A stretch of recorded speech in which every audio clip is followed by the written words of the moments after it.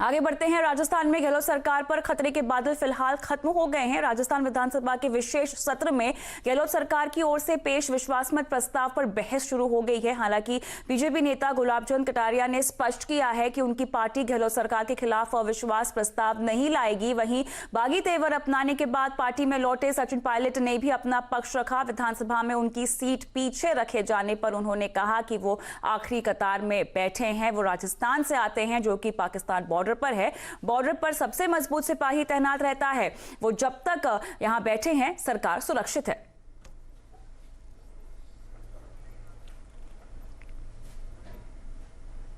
लेकिन चलिए राजस्थान की सियासी हलचल पर पूरा अपडेट लेते हैं। हमारे सहयोगी बाबूलाल फिलहाल यहां पर जुड़ गए हैं। बताएं फिलहाल क्या अपडेट है आपके पास?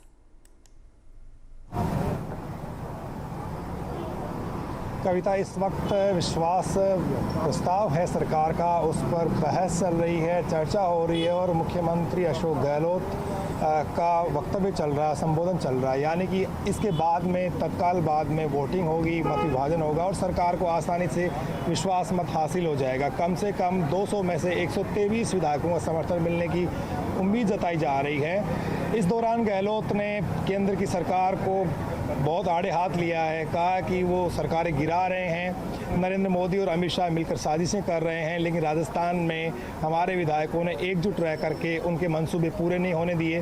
राजस्थान के राज्यपाल को लेकर के भी उन्होंने टिप्पणी करी है और ये कहा है कि राज्यपाल के पास जब हम कोई भी फाइल भेजते थे तो वो तत्काल स्वीकृत होकर आ जाती थी, लेकिन इस बार विधानसभा सत्र के लिए जब हमने अनुमति मांगी तो उसे अटका दिया गया और उनके खिलाफ जो है माहौल बन रहा है। 100 एडिटोरियल्स गवर्नर के खिलाफ छपे हैं। तो पहले तो वो बहुत अच्छे इंसान थे, लेकिन ऐसा क्या हो गया, क्योंकि वो केंद्र के गृह मंत्री के इशारे पर काम कर रहे हैं, दबाव में हैं। गहलोत ने बीजेपी के जो नेता हैं उन पर भी कटाक्ष करे हैं, ज़बरदस्त हमले बोले हैं और उससे पहले सचिन पायलट पर सबकी निगाहें थी कि वो क्या बोलेंगे विधानसभा में जब उन्हें मौका दिया जाएगा। तो उन्होंने अपनी बात मुखर होकर के कही और उन्होंने कहा कि मेरी सीट बदल दी गई है, लेकिन मेरी सीट वहाँ पर है जहाँ पर उसके आगे विपक्ष की सीटें शुरू होती है और यानी कि मैं सरहद के ऊपर खड़ा हूँ और सरहद पर वो जाता है जो मजबूत होता है। जहाँ मुझे जाकर अपनी बात कहनी चाहिए थी, जहाँ से मुझे नब्ज दबानी थी, वहाँ मैंने अपना काम कर दिया है। अब मैं गदा और कवच लेकर के सरकार को सुरक्षित रखूँगा। इसका मतलब ये है कि वो दबाव बनाए रखेंगे और जो उनके साथ में जिस तरह का व्यवहार गहलोत गुट की ओर से किया गया है, सरकार की ओर से किया गया है, तो वो इसका मुकाबला करते हुए दिखाई देंगे। ये जो बयान है उनका वो तो यही इशारा कर रहा है। इससे पहले शांति धारीवाल ने भी बहुत आरोप लगाए बीजेपी के ऊपर, उनके नेताओं को निशाने पर लिया और कहा कि नेता जो है राजस्थान में बीजेपी के वो केंद्र के इशारे पर सरकार को गिराने की कोशिशों में लगे हुए थे। बड़े बड़े उद्योगपति, पूंजीपति जो है इसमें इन्वॉल्व हो गए हैं। तो कुल मिलाकर के थोड़ी देर बाद में राजस्थान में सरकार बहुमत अपना दिखा देगी, विश्वास मत हासिल कर लेगी और उसके बाद में कार्रवाई आज स्थगित हो जाएगी। शुक्रिया तमाम अपडेट के लिए। जी, हम आगे बढ़ते हैं। एक्टर सुशांत सिंह राजपूत केस की जांच सीबीआई से कराने के लिए महाराष्ट्र सरकार पर लगातार दबाव बढ़ रहा है। परिवार के साथ साथ कंगना रनौत, अंकिता लोखंडे, कीर्ति सोनोन, वरुण धवन भी मामले की जांच सीबीआई से कराने की मांग अब कर रहे हैं। इससे महाराष्ट्र सरकार भी दबाव में दिखने लगी है। आज गृह मंत्री अनिल देशमुख ने आज एनसीपी प्रमुख शरद पवार से मुलाकात भी की है और माना यह जा रहा है कि इसमें सुशांत सिंह राजपूत केस को सीबीआई को हैंडओवर करने पर चर्चा हुई है। इस बीच ईडी ने सुशांत के पूर्व मैनेजर रजत मेवारी को पूछताछ के लिए बुलाया है। शिवसेना सांसद संजय राउत ने सुशांत सिंह के परिवार को धमकी देने वाले अपने बयान पर सफाई दी है। साथ ही उन्होंने कहा है कि सुशांत के परिवार को मुंबई पुलिस पर भरोसा रखना चाहिए। हम भी चाहते हैं कि उनके परिवार को न्याय मिले। इतना ही कहा कि थोड़े परिवार को शांति से लेना चाहिए, धीरज से लेना चाहिए। किसी ने चला दिया कि मैंने धमकी दी, उसमें क्या धमकी होती है? बोलने की भी कोई चीज़ है ना। मुंबई पुलिस के ऊपर विश्वास रखो, इतना मैं कहता हूँ। अगर मुंबई पुलिस से आपको लगता है कोई ठीक नहीं हो रहा है, नहीं हुआ है, तो आप सीबीआई का दरवाज़ा खटखटाए। फिर मैंने कहा कि यूनो में जाओ, क्या सीआईए में जाओ। हम भी चाहते हैं उसके परिवार को पूरी तरह से न्याय मिले। हम भी चाहते हैं कि सुशांत के मौत के पीछे या आत्महत्या के पीछे कोई रहस्य है वो खुल जाए, ये हम भी चाहते हैं। लेकिन चलिए, सुशांत सिंह राजपूत केस में आज तक अभी तक जांच कहां तक पहुंची है, पूरा अपडेट लेते हैं हमारी सहयोगी विनया देशपांडे से। विनया, बताएं ताजा अपडेट क्या है इस मामले में आपके पास?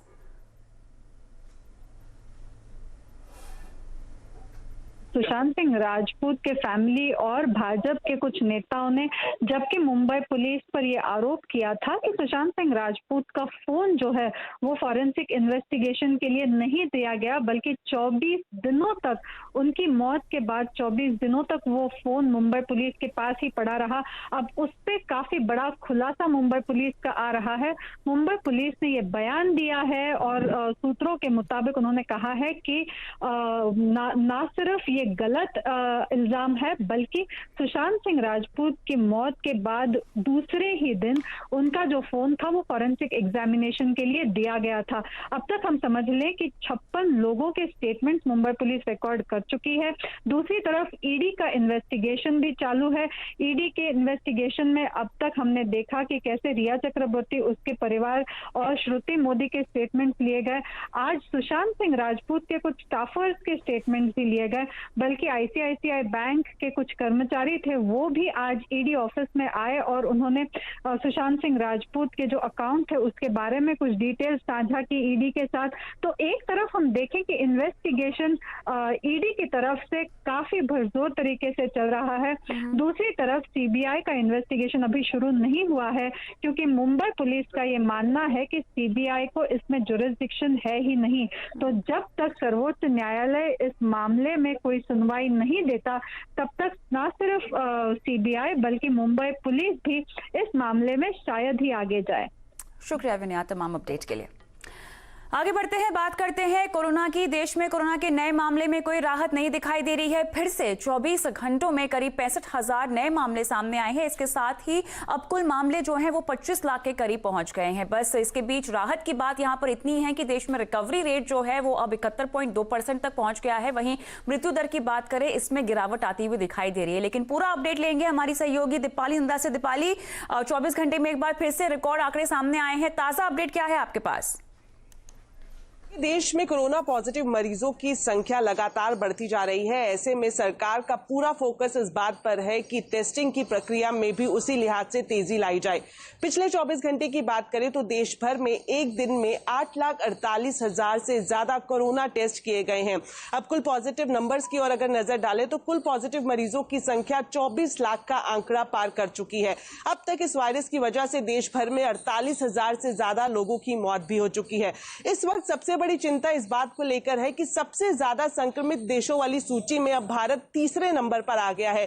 पहले नंबर पर है अमेरिका, दूसरे नंबर पर है ब्राजील और तीसरे नंबर पर है भारत, जहां पर कोरोना पॉजिटिव मरीजों की संख्या लगातार बढ़ती जा रही है।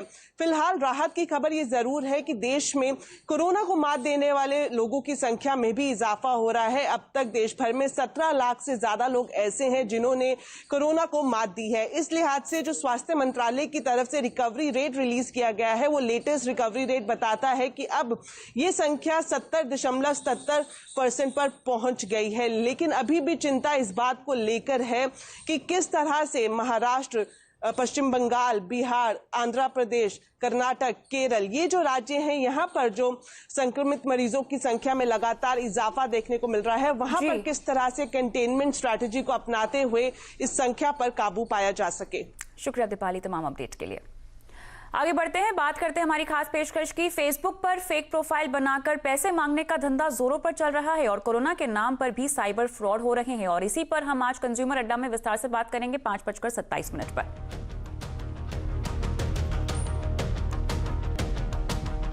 शेयर बाजार में आज हुए कारोबार पर फोकस करते हैं। हफ्ते के आखिरी दिन हमने देखा कि बाजार में भारी बिकवाली का सेशन रहा। खासतौर पर आखिरी 2 घंटों में दबाव ज्यादा था। सेंसेक्स दिन के ऊपरी स्तरों से लगभग 650 अंक लुढ़का। तो वहीं निफ्टी की बात करें, 11,200 के नीचे आज क्लोजिंग हुई है। निफ्टी बैंक भी 2.25% टूटा है। लेकिन चलिए बाजार की आज की पूरी तस्वीर समझते हैं हमारे सहयोगी सुमित मेहरोत्रा से। सुमित, सबसे पहले हफ्ते का आखिरी कारोबारी दिन आज, लेकिन क्या हाईलाइट्स रही?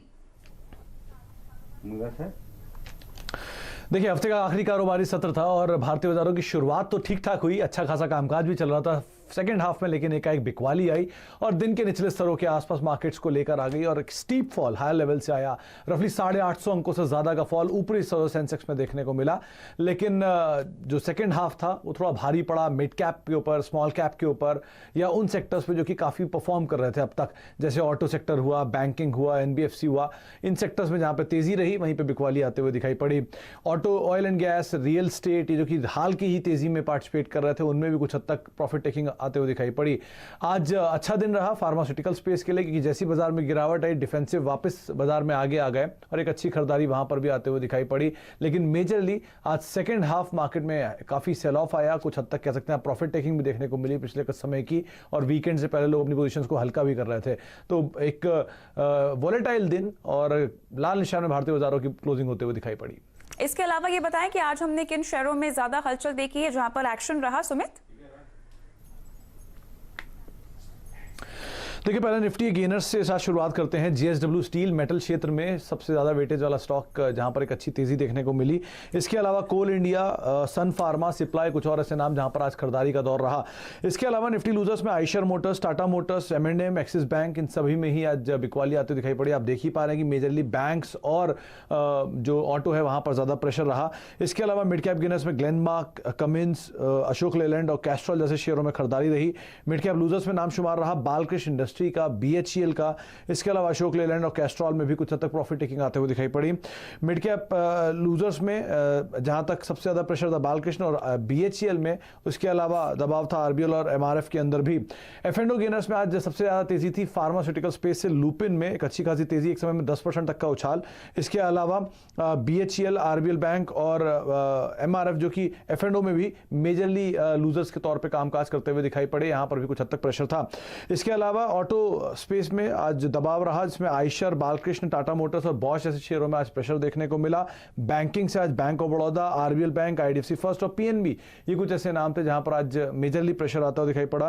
रियल स्टेट से DLF, IBReal और सनटेक रियल्टी जैसे शेयरों में दबाव रहा। IB रियल एस्टेट कल की एक तेजी के बाद आज कुछ हद तक प्रॉफिट टेकिंग, और आखिरी में फार्मास्यूटिकल स्पेस जो कि आज तेजी में था, लुपिन, कैडिला जैसे शेयरों में आज खरीदारी देखने को मिली। नंबर्स आए आज NTPC के, हिंडाल्को के, वोल्टास के और MRF के, जहां पे नंबर्स के आधार पर कुछ हद तक उतार चढ़ाव आता हुआ दिखाई पड़ा। क्योंकि आज हफ्ते का आखिरी कारोबारी सत्र था, तो नजर रखनी होगी अब किस तरह से अगला वीक मार्केट शेप अप करता है। शुक्रिया सुमित इस पूरे मार्केट राउंड अप के लिए। और पिछले हफ्ते नया लाइफ टाइम हाई बनाने के बाद सोना चांदी अब 7वें आसमान से नीचे उतर चुके हैं। लेकिन क्या इतनी बड़ी गिरावट के बाद सोने चांदी में अब है खरीदारी का मौका, या अभी करें और थोड़ा इंतजार? अब से थोड़ी देर बाद यानी शाम 4:27 पर देखिए हमारा खास कार्यक्रम सोना चांदी मौका मौका। अब एक अहम खबर, RBI बोर्ड ने सरकार को 57,000 करोड़ डिविडेंड देने का फैसला कर दिया है। और बजट में सरकार ने 60,000 करोड़ रुपए डिविडेंड का अनुमान रखा था। लेकिन चलिए इस खबर के मायने समझते हैं विस्तार से। बैंकिंग एडिटर प्रदीप पंड्या हमारे साथ जुड़ गए हैं। प्रदीप, तो 57,000 करोड़ रुपए डिविडेंड देने का ये फैसला जो लिया गया है, इसको हम कैसे समझे, क्या मायने हैं?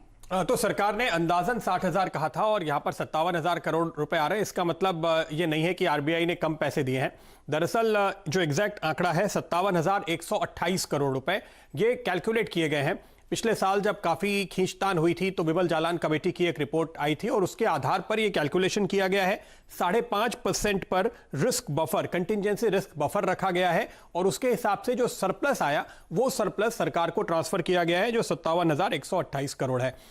इसके अलावा आज की इस बोर्ड मीटिंग में जो सालाना अकाउंट है और एनुअल रिपोर्ट है उसको मंजूरी दी गई है। ध्यान रखिए RBI का जो फाइनेंशियल ईयर है, वित्त वर्ष है, वो जुलाई से जून चलता है, इसलिए उनका साल पूरा होने के बाद ये बैठक थी जिसमें अकाउंट्स को अप्रूव किया गया।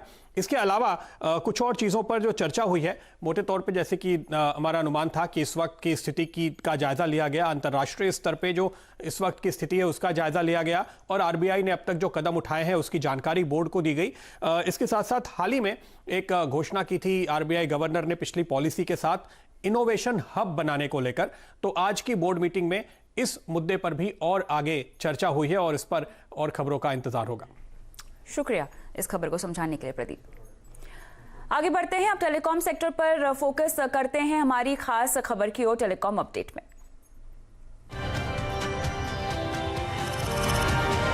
CNBC Awas and Salazar Techno Engineering present Telecom Update. सरकार देश में ब्रॉडबैंड पेनिट्रेशन को बढ़ावा देने के लिए ब्रॉडबैंड रेडीनेस इंडेक्स लॉन्च कर सकती है। सूत्रों के मुताबिक दूरसंचार विभाग अगले 2 हफ्ते के अंदर इसकी शुरुआत कर सकता है। लेकिन पूरा अपडेट लेते हैं हमारे सहयोगी असीम मनचंदा से। असीम, ब्रॉडबैंड रेडीनेस इंडेक्स की जो बात हो रही है, इसका मकसद क्या है और इससे फायदा कैसे होगा?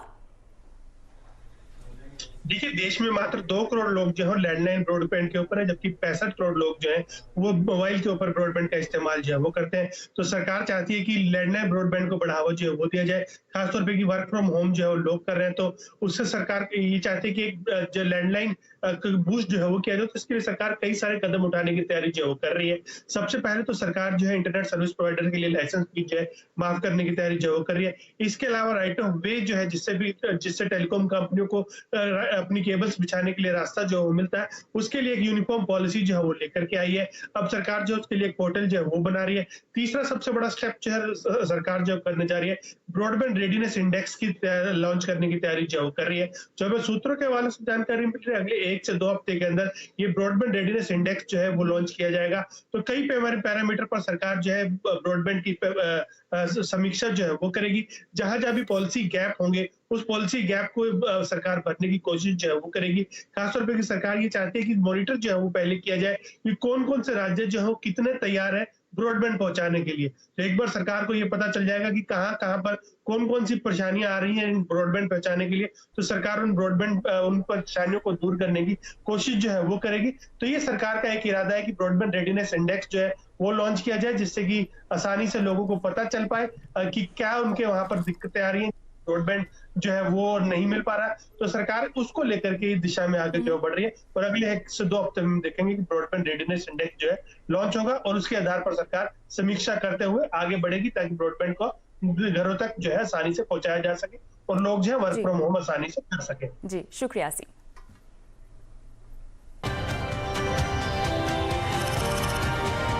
CNBC Awaaz and Salasa Techno Engineering present Telecom Update. चलिए इसी बीच लेंगे छोटा सा ब्रेक, लेकिन और भी खबरें हैं उस पर बने रहें।